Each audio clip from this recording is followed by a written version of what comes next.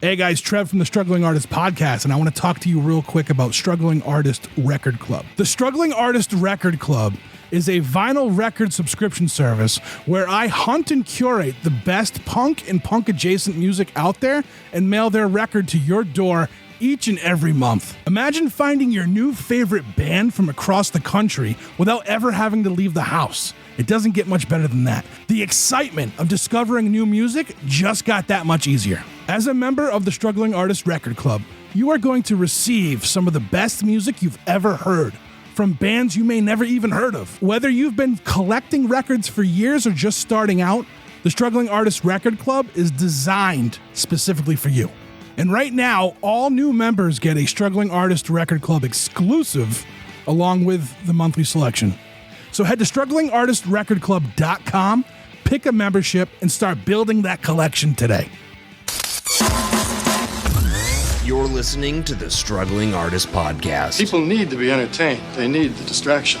With your host, Trev Allen. I wish to God that somebody would do something to block out the voices in my head for 5 minutes.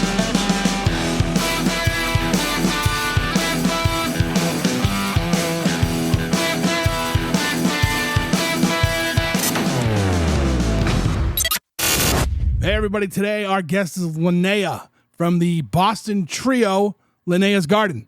Stick around to the end of the episode to hear the new song Chaotic Bisexual Summer, which came out on June 14th. This is episode 266 of the Struggling Artist Podcast, Struggling with Linnea's Garden.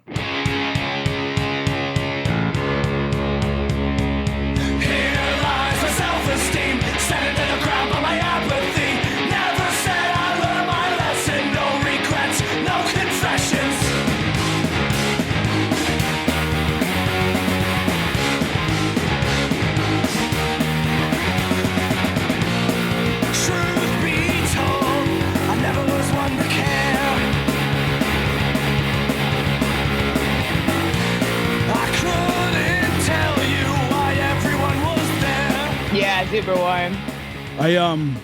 I do the same thing. Like I always make sure I have enough liquid, like surrounding me. You know what I mean? So typically I have like a giant coffee. I get it. They were like out of seltzer at work today, and everyone was like panicked. Like people did not know how to function. That's funny. I can't drink like seltzer or soda water unless there's vodka in there. That's one way, yeah. And a lime. I need a lime. I need a lime too. I guess. I'm not a big. I've never been like a big soda drinker, at all. Like, whether I remember when I was like, I think I was like 18. I'm like, all right, I'm either gonna give up soda or beer, and I really liked beer at the time. So, it's easier to give up soda for sure. Linnea, thanks for coming on the podcast. I appreciate you doing this. It's funny. We followed each other for a while, I think. And like, I've been I guess we get so busy with bookings. So I'm happy that you reached out because I was like, oh yes, plus like I'm weird. Like I can't always just cold call people. Like I feel like I need someone to do an introduction sometimes because I'm nervous, Yeah, well, I was grateful for Carissa Johnson for doing that introduction for us because I saw she had done the podcast. I'm actually wearing her shirt in honor of that. But yeah, no, when I saw that, I was excited to hit you up and do this because I've also heard about your podcast for a long time. So, cool. Yeah, cool. Happy to be here. Thanks so much. Of course. Break it down for me. Where are you? Are you from the area? Are you from Massachusetts originally? Originally, I'm from the Twin Cities, Minnesota. Okay. What brought you way out here?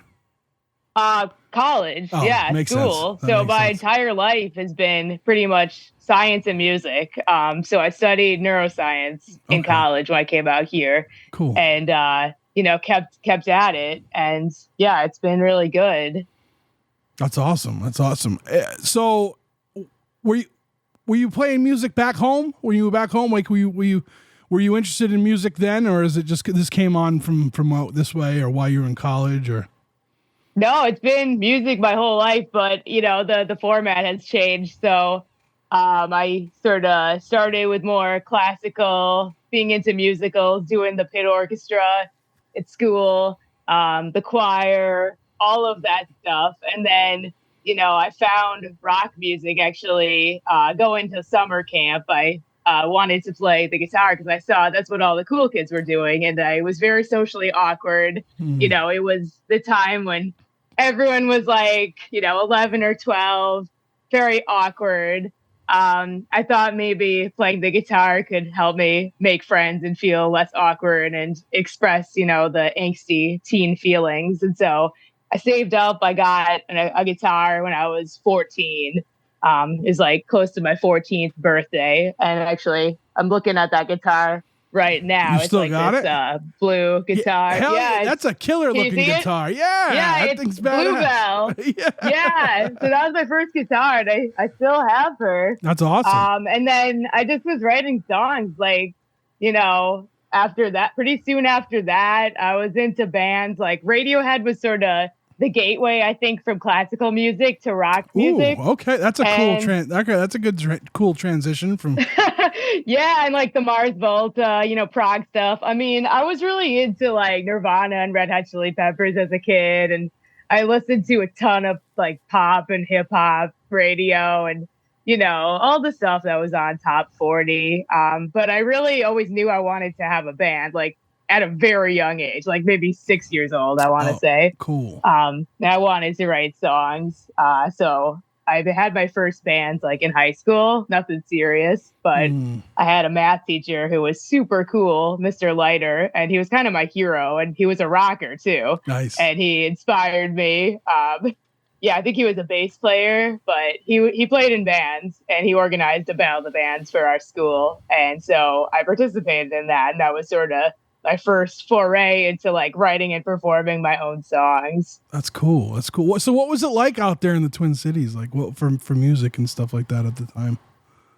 I think, I honestly have a better sense of it now as an adult. I wasn't super hip as, an under 18-year-old kid. I'm still not hip. I'm still trying to figure that part out.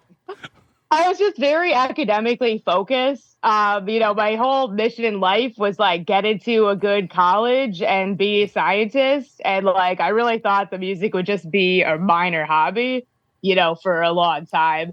And so actually in more recent years, I've gone back and been able to have the opportunity to meet folks in the Minneapolis music scene. It's been super cool. Yeah. And there's a couple folks, they're on Rumbar Records. And so I actually reached out when I was going back home to visit my folks a couple of years ago, and we connected. We met up in person, and now we're trading shows. Now we're going on tour, and we're going to do our stop in Minneapolis and play a couple shows there. And yeah, it's been really, really great. And everyone is just so nice there. People are really talented. I mean, you just see these amazing players just playing on a Wednesday night at a random bar. And it blew me away, honestly, being to just get a little bit of the scene, even though like I wasn't really involved when I was younger. Like it's been sort of making up for lost time now. You carry a sense of pride, though, regardless if you were part of that or not. Like I know whenever I go anywhere else, like I've moved around a bit.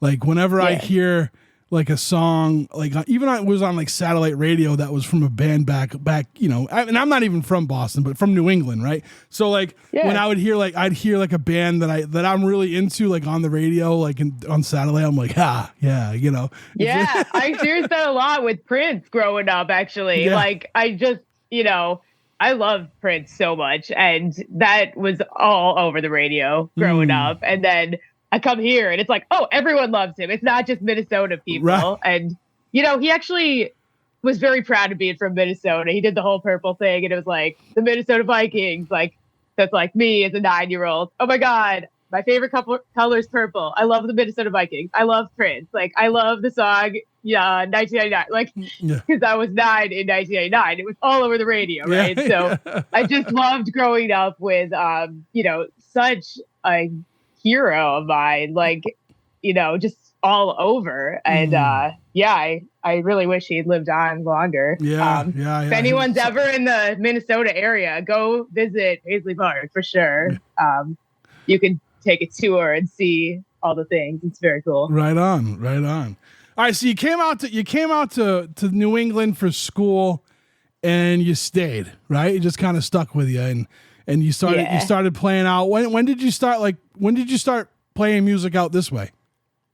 So when I was graduating college, well, I should actually rewind a little bit. So the last year or two of college, I got some exposure to the Boston music scene, started going to shows. And I just really enjoyed getting to know a lot of bands in the area. At the time, it was Walter Sicker and the Army of Broken Toys, bands like Do Not Forsake Me, Oh My Darling, and Dacian, I remember seeing back in the day. And I just kept going to local shows and meeting more people. I was just like the weird, awkward, like young kid at first. But then a couple of years later, I was graduating from college and I was like, okay, I have to find a job and I have to join a band. Like, I have to do this. So I joined actually two bands. As one was I played keyboard, the other one I played bass. I did not think I was good enough at guitar to be the guitarist of a band. And, they just happened to be looking. And so the band I played bass for, actually, that turned out to be the band of JB, who was the lead guitarist for my first band, Power Slut, which I had for like a long time, like 2012 to like up until COVID. Oh, wow. That was my major band in the Boston area. And that's sort of how I got into it. I was in those two projects, not for long, like probably just a year or two for each one. But at the same time, I started my own band after doing open mics. And I was writing these songs that were kind of like, cheeky and very, exploring sexuality. And so we called the band Power Slut because it really fit. Yeah.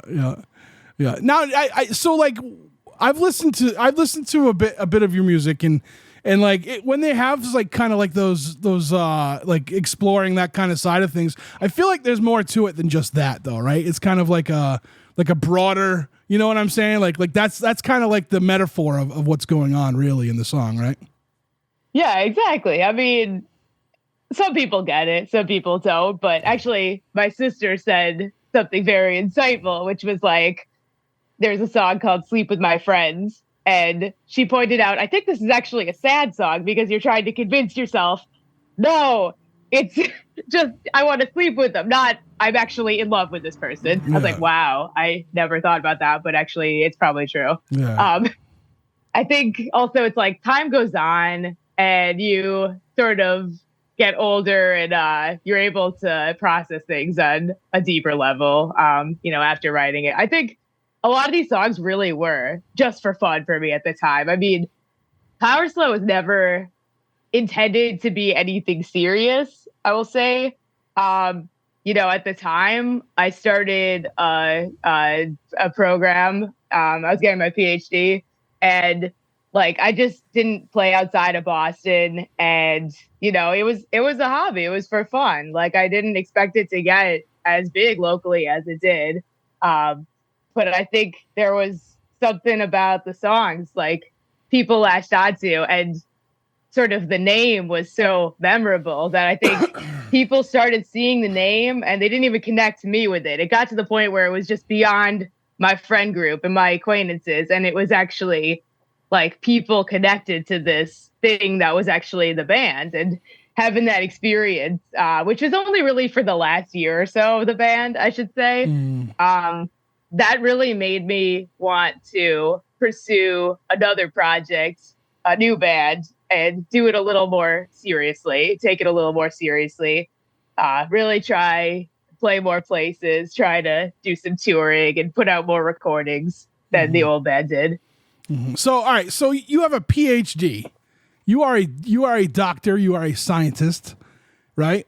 Tell me where do you find the time to have a band and all that? That seems like a very demanding thing you have going on. So it's funny. It's like when you're in school for as long as I was, right? It was like almost 6 years. You learn like there's a lot of downtime in science, especially when you're running your own experiments and making your own schedule.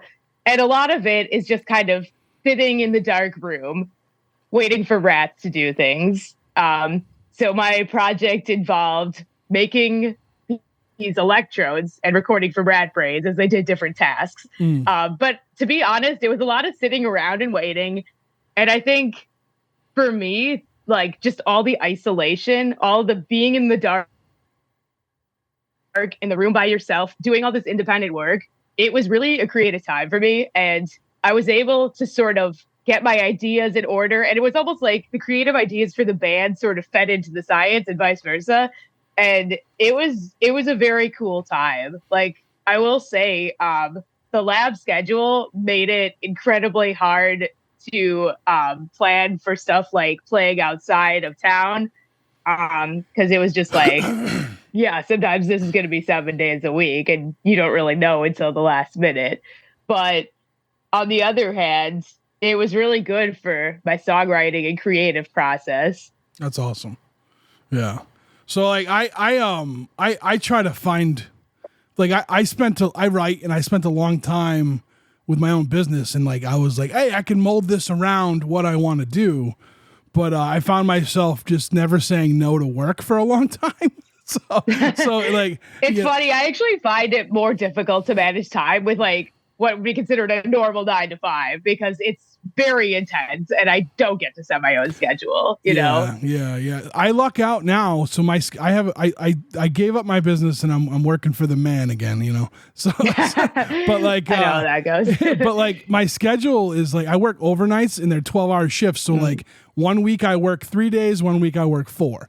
And so that's how I can space out. Like, I don't know if you looked at the calendar, but it was like kind of spaced out in a certain way. Like that was because I could tell you didn't have a traditional work schedule from the calendar. Yeah. So like it works out for me. The only thing that sucks is like, so I just came off of my 3 days on in a row. And like, that could be tough. And the older I get, the tougher it gets. Right. So like by the time Monday, like I get home from work Tuesday morning, and like today I had a loaded schedule. So like I got like 4 hours of sleep and I had to get up and go do stuff. And like, I start to show my age a little bit with that. I'm like, oh man, I'm not like I used to be able to, 2 hours and I'm good for the rest of the day. And now I ordered lunch today and I like sat on the couch for a minute.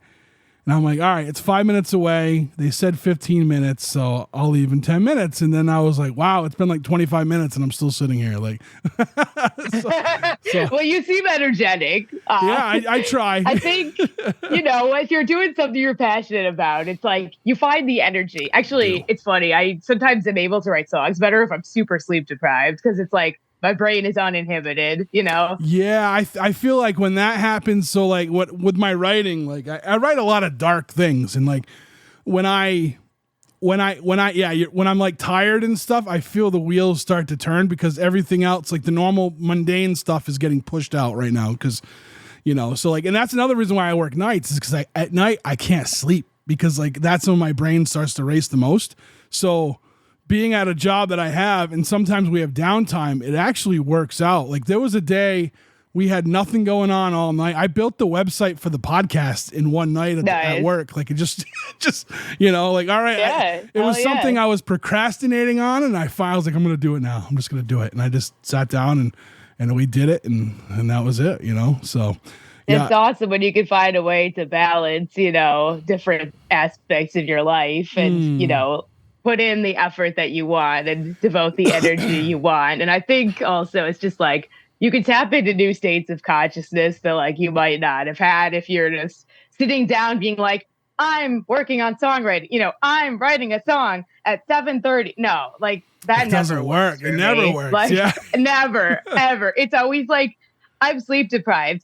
I have all this anxiety, and I have 50 things going on. Oh, here's a song idea. Like, what? Yeah. Why? And then you got it. Sometimes you just have to stop and write it because, like, it's going to be gone. Yeah, you have to. Yeah, I voice memo that. Like, I'll be walking, and I will take my phone, and I don't even care if anyone's around. I will just, like, sing into my phone very quietly, like, just walking to the train. So when did Linnea's Garden, when did that start? Like, when was that project starting? So I decided to end Power Slot basically end of 2019, and then Linnea's Garden kind of came shortly after that. And timed out such that the last Power Sled show was Leap Day of 2020, which was like 2 weeks before the whole COVID lockdown for a year. And so Linnea's Garden, I had like shows booked already for like March, and we really had to pivot and like change plans with that, just like everyone did. But it was kind of interesting because I really was like, okay, I'm starting a new thing. So really, anything goes. Like I could just do anything with this. And so I was like, okay, we'll try to get some songs written and recorded and just like try and jam at my house, with the windows open with masks on, like 6 feet apart. Yeah. And, it went like, and we ended up recording our first EP that summer. And it was just a really wonderful experience. So on that, it's called Nowhere Friday Nights. And I kind of wanted to capture the vibe of it being Friday night and just having nowhere to go. Right. So it's like, of course we're jamming because like, what else would we do? We can't go to a party. We can't go to a show. We're not playing a show. Nobody is. So of course we're going to the practice space and getting drunk and like trying to write a song. And I remember there was this moment where we were jamming on it. Like I had the progression and I just couldn't figure out the words. Like I had sort of a melody and then I was very frustrated. And then we're just playing. It gets louder and louder. And then I just like yelled out the chorus and it just like worked. Yeah. I don't know. It was really cool. But I remember it being a very frustrating moment, but it almost felt like cathartic in a way when I finally got something out. That's awesome. And the people recorded on that was actually, it's funny. So this will be the version of the band that's going on tour in June, but this was never a real version of the band, but it's me, Hans, and Tom from Corner Soul. Nice. So it's kind of ironic we're coming back together to go on tour. It's just how it worked out, but we never were the official band, just for that one recording. So, and then soon after that, we got Amy on bass. Nice. So let me ask you: was there when I don't know how to let's see there had to have been creative differences between the two projects, right? Or else it would have just kept being the same thing, right?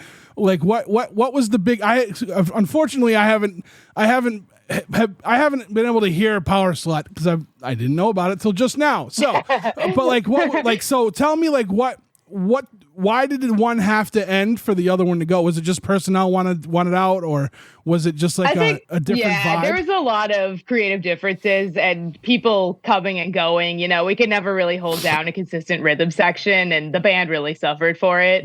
I think Power Slut really was me and the lead guitarist, and me and JB did these songs collaboratively. We ran the band more collaboratively. I think with Linnea's Garden, I wanted it to just be like all me running the show. Yeah.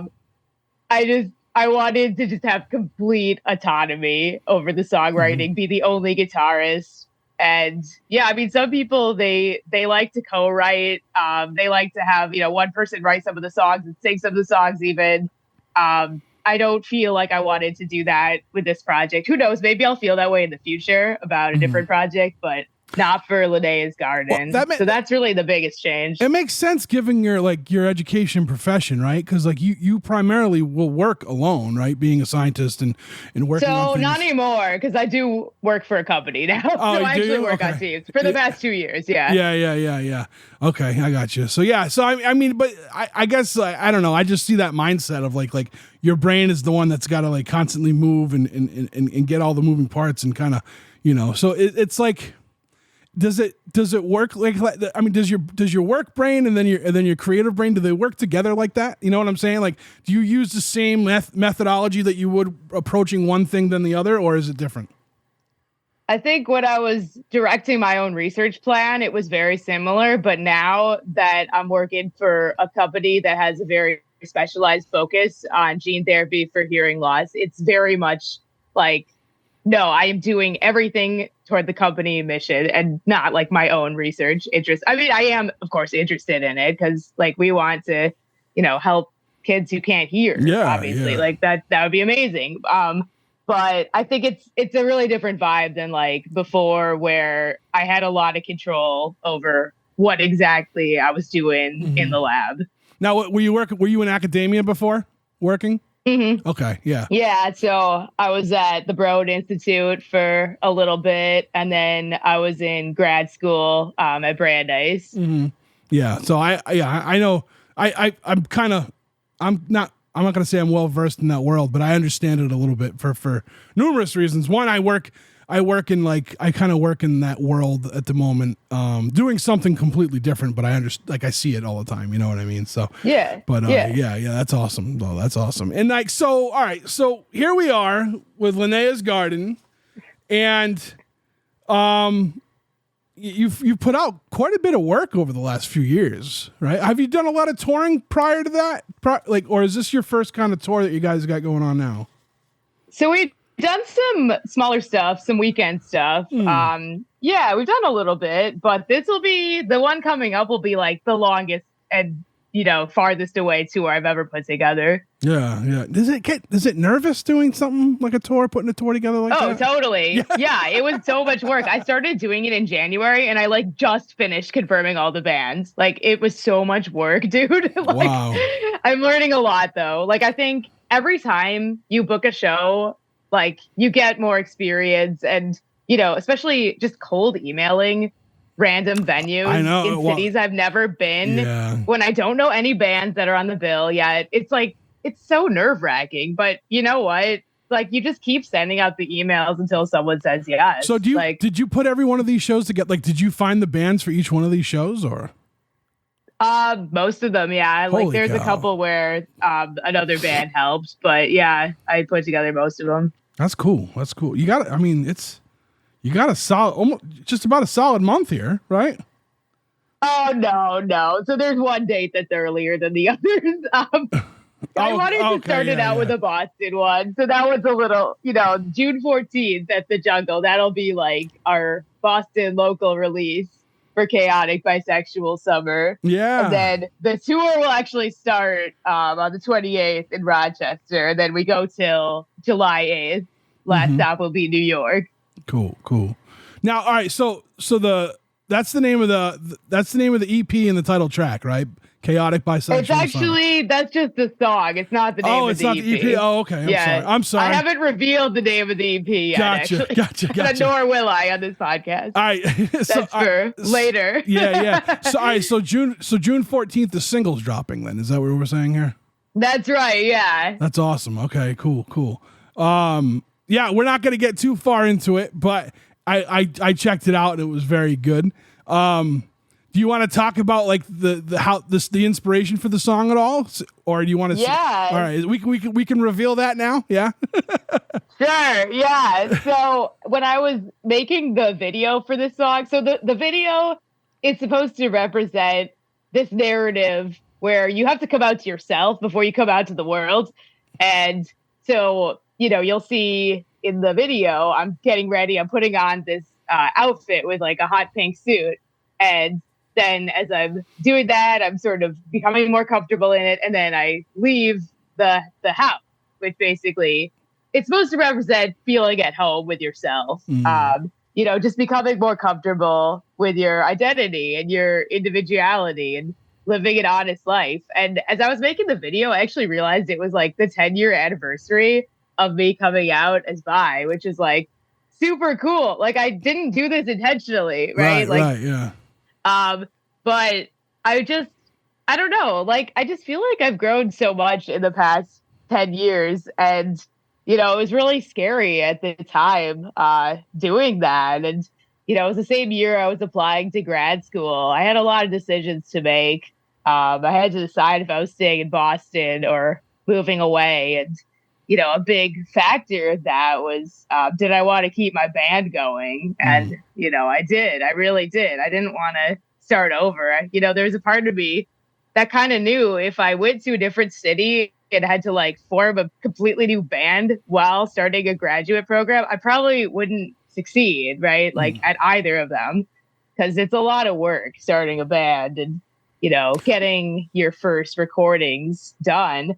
And so I made those decisions, and they really put me on a good path for the next 10 years, living a more, true to myself life, really being honest in my music, and just trying to do things that I feel were reflecting how I wanted to center myself in the world. And there's something inside of all of us too, I think, when we have to make these big decisions like that, right? And we know that like comes a time where you can ask people for guidance, and that's going to help you with that. But there's other times where you need to make the decision on your own. And I think it comes down to whether or not is this chapter of our story over? And I think you say like, if you moved out there, you'd have to change like a bunch of things. You have to find a new band, new work, and you were kind of afraid that it wasn't going to like succeed. Either one of those goals, but like, and that's probably because there's something that was inside of you that was saying, "Hey, like, it's not done here yet." No, it definitely wasn't. I mean, in 2014, it's like Power Sled had barely gotten started. I mean, we had one album out. That's it. We went on to do 3 albums and an EP, and do the Rock and Roll Rumble and stuff. That's awesome. Yeah, it was great. Like, I really felt like when the chapter was over for that band, I felt like we really did a good job saying goodbye to it. We had a really epic last show right before COVID. And so I felt like I could take everything I learned and apply it to Linnea's Garden after that. Yeah, that's cool. I don't think people, and I'm one of these people, I don't trust myself enough when it comes to making these big decisions. And I think people need to. And another thing, like about, kind of like what you were saying about the song, and like you need to like just kind of like get comfortable with yourself, like, and that goes on any level, right? Not just like with on who you are with everything, not just one thing or another. And I think it reflects that in the song too. Like, you know what I mean? Like I went years like without writing because like I just thought it was like a dumb thing. Like I was like, no, I gotta, I'm this big giant guy. I play football and and I work on cars. This is what I do. This is what I am. I need to. The same thing with like drinking. Alcohol like was a rite of passage in my family. And like one of my cousins from Maine, like he's been sober now I think 6 years, 6 or 7. He just hit like the 6 or 7 year mark. And like him and I would talk about this, and like and I drink from time to time, but like I used to get fucked up just because I thought like this is what you do now, you know what I mean? And like like it's hard to break that pattern that's like the family script and the society script. And, you form this image of what you think like a successful adult, or like what you expect yourself to look like is, and it's kind of scary going off that path. For sure. And that's in that, and again, like for years, and like I had friends that I known most of my life that they had no idea that I wrote. You know what I mean? Like, wow. Like I don't know, like it was like 2016 where I was like, I need to start writing again because there's something wrong with me. Like there's this thing inside of me that's saying you need to do this, and you keep saying no to it.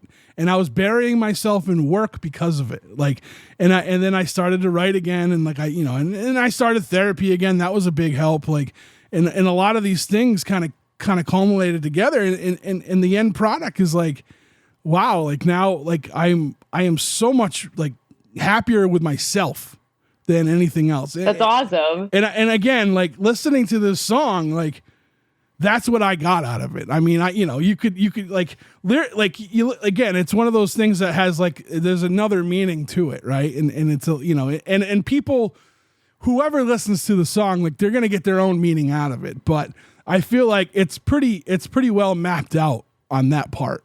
And I think it's a good tune, Thank you. Yeah, that's exactly the kind of thing I was going for with that. I think a lot of people, they're not going to go past, the very sexual lyrics. But if you do go past that, you can get a lot of things out of it, maybe. Yeah, or not, or you can just dance to it. I don't know, whatever you want to do. So the song belongs to the audience. Yeah, now, So I remember the song, like, I want to say, like, just your music in general. There was this like movement in like the early to mid 90s, and it was all like like kind of like taking back like the power, right? Just taking it back, and they were crude lyrics. Like I can't even remember the names of the bands. I want to say one of the band's names was like Pig Vomit or something like that.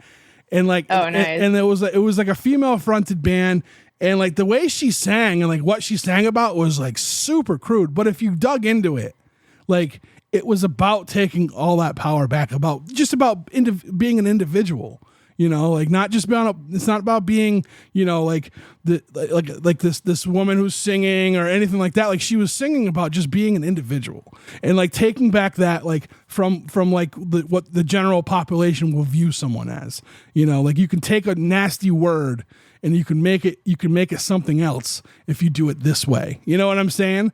And hell yeah. I think that's a lot of your songs remind me of that era of like, it was like, I don't even know if it was grunge. It's all rock music to me. So it's like, I don't know what era of music like exactly it was. I wish if I could remember some of the names of the songs, I want to like send them to you. Cause like, I wonder if I heard them when I was a kid. Yeah. That was like when I was growing up. Yeah. So who and knows? I remember my friend, his girlfriend in high school, like she lived by this stuff. And I'm like, at first hearing it, I'm like, Jesus, what is this? Like, you know what I mean? I'm like, this is like dirty rock, like what's going on? But then like she explained it and I'm listening to it and I'm reading along to it and I'm like, oh, it's almost formulaic, you know what I mean? And yeah, no, it's awesome. You got good stuff. And I was, like I said, I was checking out, we've been following each other for a while, so I've heard your music for a little bit now, and you have a song. Carissa Johnson's on a song of yours, right? Yeah, in the city. That was a lot of fun. We actually were on a tear for a couple of years where we were collaborating on music videos and that song, and we're gonna do another one this summer. So I'm really excited. That's awesome. She's just like really great to work with. I think sometimes it's hard, like working with a close friend, like musically, or doing business with a close friend. But this has not been true of Carissa. I mean, she's just like so good to work with. I feel like we had this song that was written in New York when Hans and I were there, and we just were like, hey, like, Carissa, do you want to play a bass line? Like, do you want to jam on this with us? Because she just happened to be in Boston at the time that we were working on it. Mm-hmm. And then that turned into, oh, I actually think I have a way to record this song. Do we want to go do that? And just everything was like so easy compared to, I guess, sometimes in the past, things have been like really difficult. Getting people together, being available to record, even getting all the parts together. But this just came together so fast and easy. That's and awesome. I think it's just awesome. Like, my only sadness about it is like, we actually have only performed it once with her live. But hopefully it'll happen again. That's cool. So So I've got the EPK that you sent me, and I'm kind of reading. I was reading through it earlier today, and something caught my eye, and I want to. Can I bring something? I can take this out if you don't want me to, but like you have, you have something in here about you, like when you came out to your parents about being bisexual. They took it as well as parents could, is what you wrote. And then parents don't want extra source of pain and confusion in their children's lives. That is a thing, right? Like, and then the next part was that your mother later admitted it's just that now twice as many people in the world can break your heart. And that's a very mother thing. And it's how do I put this? So it reminds me of how my mom is too. Like my mom is like, they're thinking so far ahead, because they want you to succeed and they want you to be happy, that they say something, and I mean that's a very sad statement, right? And it's true, and it is true. It could be true, but like it's just like I don't know how to put it. Like it's they're worried to a point where like they want you to hear it from them before it actually happens. And I wish my mom wasn't like that too, because my mom is, and I know it comes from, and it comes from a place of love, right? But like my mom is very like if I tell her like, yeah, I didn't end up going to work today or something, she's like, I hope you don't get fired, like. Like, all right, listen, this isn't 1925 and I'm not a kid working in a coal mine. You know what I mean? Like, I work for a very good company and like we have time so we can take it, you know? So like, yeah, it's like little things like that. And like that one hit me though. I saw that and it did. It reminded me of my mom and like I know, I don't know. I mean, I accept it as like, for me, like personally, like it's a very sad thing to say. Like I understand that, like and it's them being sad. Like again, they're foreseeing this sadness and they're already feeling it. You know what I mean? Like, but like, yeah. So I don't know, that just kind of hit me, and I wanted to kind of get your opinion on it too. I think it's funny because like, well, I do I agree with the statement, but I will say I've seen plenty of straight people or gay people get super heartbroken. So it's like, right. It's not the number of people who can break your heart. It's like how it happens. Right. Exactly. Like, yeah. And also to me, it's like, I'll go through that if it means it can contribute to art in some way, whether it's my own music or like maybe that person was inspired, I don't know. This is just what I got from dating a lot of musicians in my past. So take it as it is. I've gone on record to say I wouldn't date another musician once. So. I only can apparently. Yeah. Yeah. No, yeah. Them and people who do stand up. Those are the two I stay away from because. Well, that I can see the stand up thing. Yeah, I would agree. It was funny because that person like. When we first met and we started hanging out, and they're like, "Oh, I love how you're funny, but you're not a comic." Like and she's like, I hate dating comics, and I'm like, that's kind of weird. And then I was like, oh, I get it now. Like, yeah, because a lot of musicians won't date musicians. Yeah. So, no. I mean, I personally wouldn't date a scientist actually, because then it just, no, just no. I just like I can't even entertain the idea. Yeah. Like, yeah. So, yeah. No. So that, I mean, that, like I said, that line in what was said, like I was like, oh, and you're right. It can be very inspirational. And there's no way our parents are always going to worry like that. And I'm 43 years old, and like my mother, like, make sure you don't drink and drive. I'm like, I don't drink. To drink and drive, I gotta do drinking. I gotta drink and drive. Stuff like that. Like she'll tell me drive. So there we go. Yeah. So she'll tell me like I'm going to like a show, and she's like, make sure you know where all the exits are. Like she's like very, Wow, do we have the same mom? I love it. I'm like, Mom, I'm not big enough to have a crowd get trampled. Yeah. That would be awesome if I was that famous. I mean, it wouldn't be awesome. Right. No. But if I was that famous, that would be awesome. Yeah. Yeah, it's yeah. I don't know. Moms are just being mom, and they're always going to be that way, So, I try to love them. Yeah. I try to take it with stride. Like sometimes I'm like, like she still thinks I'm a 16-year-old who's like getting in a lot of trouble, So it's like, all right, I get it. I kind of tortured you when I was younger, and this is you getting me back. I totally understand it. I'm gonna, let it go. But, but no, yeah.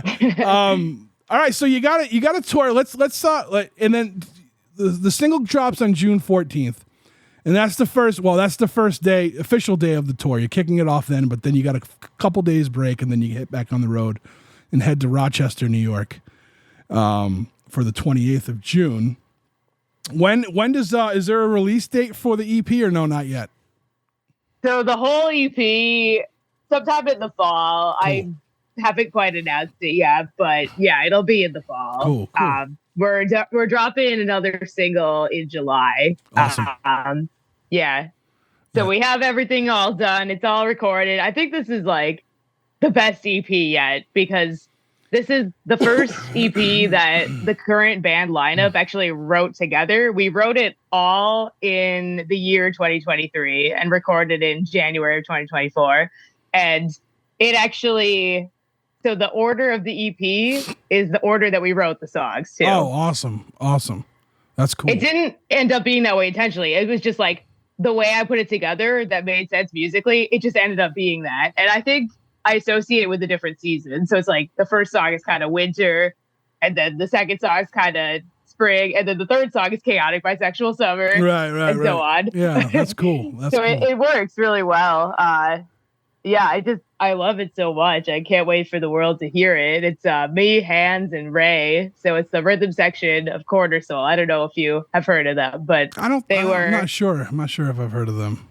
So they were in the Rumble the same year Power Slut was in the Rumble. And that's cool. how I met them. Cool. And it just changed my life so much.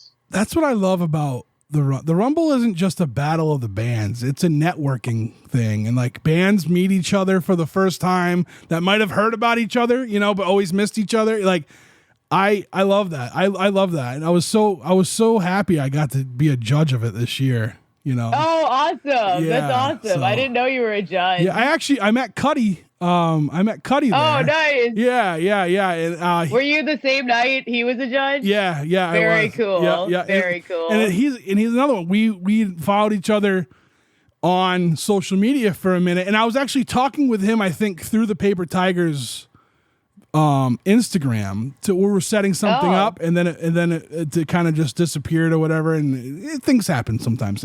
But so we were talking at the Rumble about it, and like he's gonna come on in a couple weeks. He's gonna come out to my studio. Oh, I'm using the bunny. Well, he's been filling in for us a little bit. Yeah, you should ask him about that. Yeah. It's been great though. He learned the whole set so quick. I thought he was like Neo from the Matrix. I know kung fu. Like he's awesome. He's really like, we kind of talked about that. Like he's very into learning a whole set for a band, as and then being able to execute. I can't wait to pick his brain about that because I think it's a pretty cool thing. I call them a mercenary. I'm like, you're like a mercenary. I'm like, you just wait. He used that word in social media posts, and I was wondering where that came from. It came from you. He might have. Awesome. I don't know. You might have used it before I was me. But mercenary. Yeah, I liked it because he's like a drummer for hire or whatever. So nice. Yeah, it was cool. Nice. It was cool. Yeah. So it's cool for me doing this podcast, right? So like, I knew like when I got into all of like New England music and stuff like that, there were bands that I followed and stuff. And I felt, for years, like I move around, I do this, I do that, and I come back and like I start meeting bands, but like there's so many bands here. There's so much good music here. So like there's so many. I wanted to ask actually, was there like a couple bands that like got you into the scene? Like who were they? Yeah, so I'm old, right? So all right, so oh shit. So like we're talking like the Ducky Boys were my favorite band back in the early 2000s, late 90s.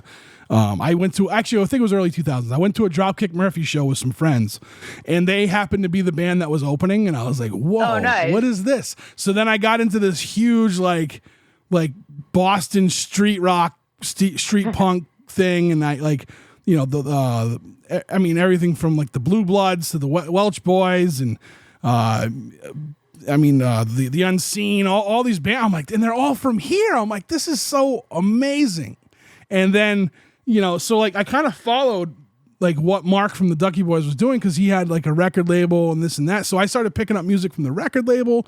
He had a record club, and then one day like I had moved back. I had moved away and I had moved back to Massachusetts, and I was like gonna close down. I was gonna shut down this podcast. I was like, I was in a really bad headspace. My cousin was like, you got to keep going. So I'm like, I'm gonna ask two people, and if one of them says yes, then I'll keep it going. And I asked Mark.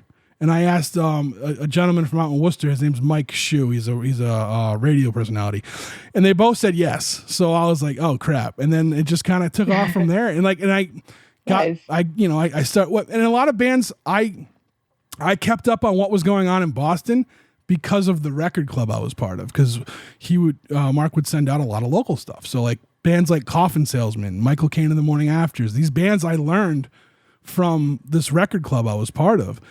And now, cool. Yeah, I recognize the last two you said, not any of the earlier ones. Yeah. Except for the Dropkick Murphys. Right.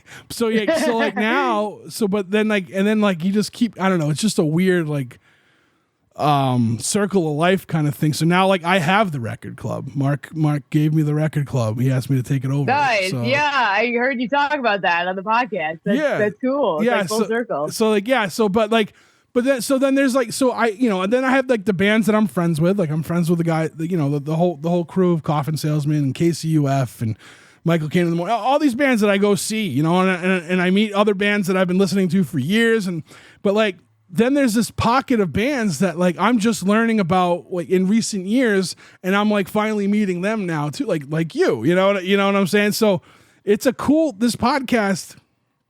Like I talk about, people ask me what the goal is. I'm like, I don't know. Like I said, I want people, across the country, across the world to hear the bands from here. Like, or just not just, I mean, I talk to people from other places, but like to hear these bands that I like, that I enjoy, because they deserve it. The bands deserve to be heard. And like, that's kind of what we're doing, So here we are. Hell yeah. Well, that's awesome. Yeah. I mean, dang. Yeah, I love just like, comparing, I guess, like what the scene was now and like then and now. And like, I almost think of it's like this conscious organism that's like ever changing. And it's like people will come and go, or they'll form new projects, and then they'll collaborate with different people. And it's like, you always keep running into people in different forms. And so it's kind of like you grow up with them in a way. Yeah. And then obviously there's some bands out this way, like that are kind of like, I don't want to call them self-centered, but they're definitely self-serving and stuff like that. But then there's people who think all the bands here are that, and they're not. You know what I mean? This is why I don't know. I always stress that, like, this is a community out here. It's not a scene. Like a scene comes and goes, communities last forever. And that's what we have here. And I've seen it since the late 90s, early 2000s. Are there different players on the board now? Of course there are. But they're doing the same thing that they were doing then. And that's sticking together, helping each other out. Like bands like the Mighty Mighty Boss Stones used to bring local people out on the road. That's what the Dropkick Murphys did when they got big too. Bands like The Unseen did that. You know what I mean? Like these bands are doing, like they did this stuff. And that's, I wear this as like a badge of honor. Like it really, I have a sense of pride when it comes to the music from New England, because I've always seen it in that light, and I'm just a consumer of it. You know what I mean? So I don't know. I just went on a huge rant, and I'm sorry. No, it's all good. Yeah. It's interesting. Yeah. So, but yeah,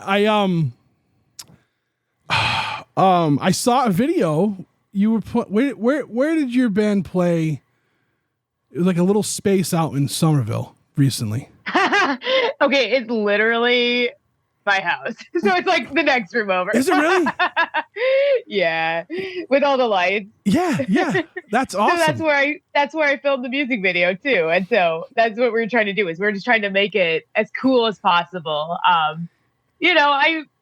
want to make like my home a place where it's. I mean, I don't really like the word safe space because it doesn't actually ever exist, but a place where people feel comfortable, a place where people can be themselves. Have you had shows there before too? What? Have you had shows there? Yeah, we were actually on a tear for a couple of years, like in 2018-ish, where we were doing them like once a month.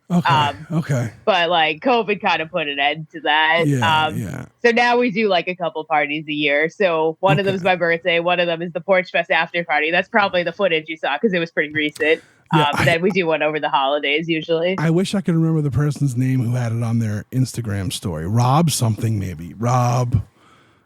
Anyway. Oh, well, that's not exactly the video I'd want people to see.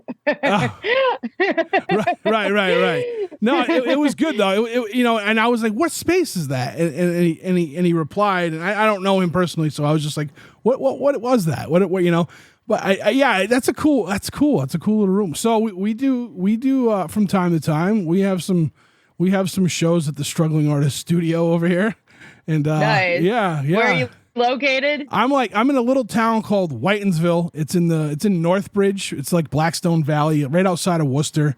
I'm like in between Worcester and Providence, is what I usually tell people. Okay. Yeah, and like cool. we did a house show here a couple years ago, and we're doing two this year. We're doing two this year. We're doing one in June, and we're doing one at the end of the summer. So it's going to be cool. You should come out if you can travel out this far. Some people don't like to come out this far, but if I can get a ride, I'm there. I'm not really a big driver. No doubt, no doubt. I know people in your area that hopefully are coming. Maybe we can. You probably even know them. Who knows?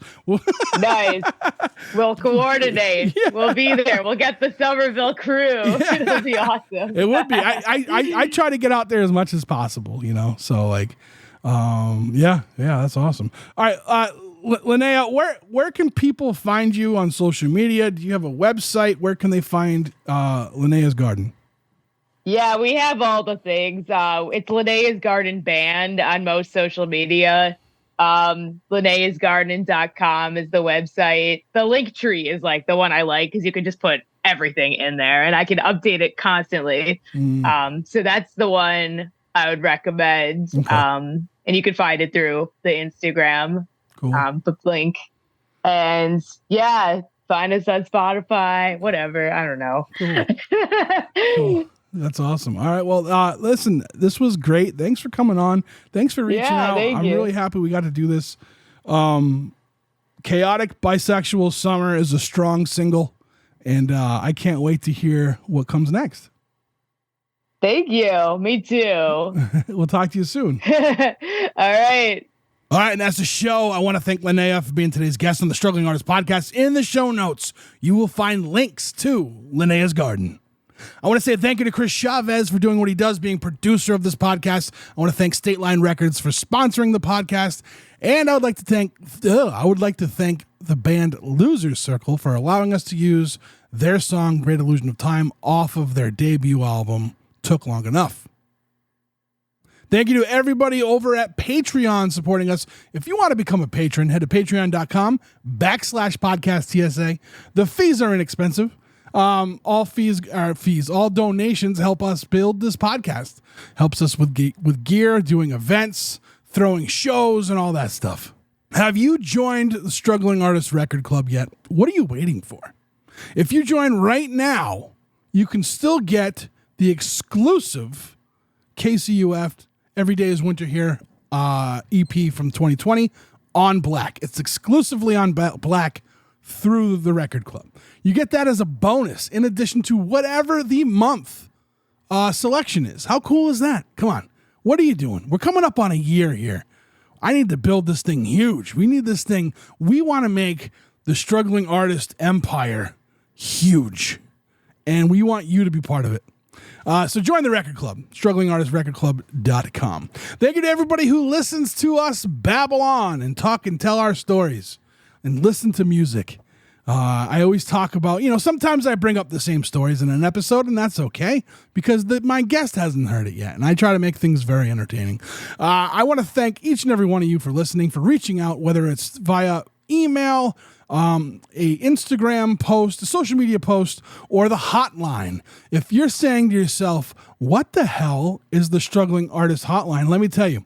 If you dial 774-570-1552, you will reach our Hotmail voice line and you will be able to leave a message. Tell us what you think of the show. Tell us what you think of us. Also, if you don't feel like talking but you want to text, you can also text 774-570-1552 and let us know how we're doing through there. All right, it's time to get out of here with a tune. This is Linnea's Garden brand new single. It's called Chaotic Bisexual Summer. Until next week, take care of yourselves. We'll talk to you then.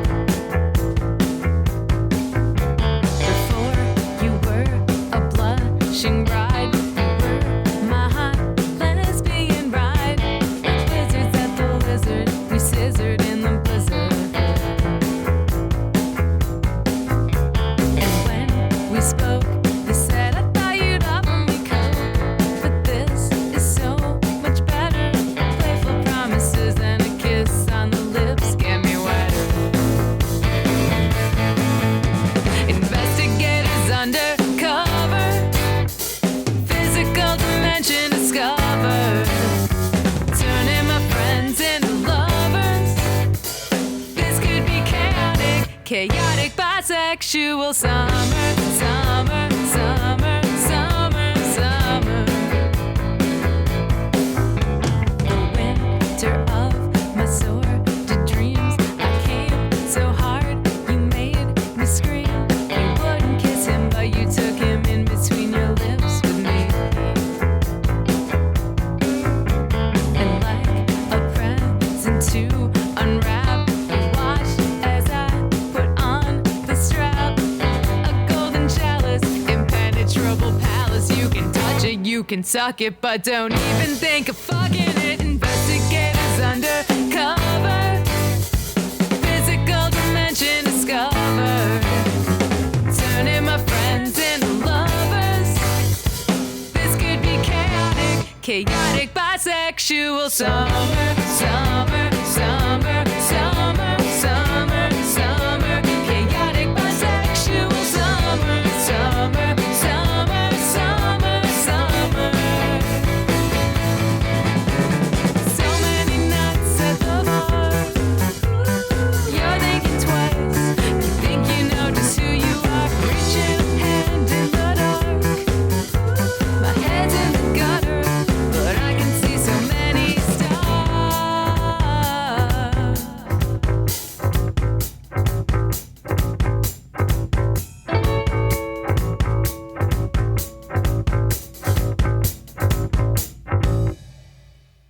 Investigators undercover, physical dimension discovered. Have you seen my bassist and drummer? We could be chaotic, chaotic bisexual summer.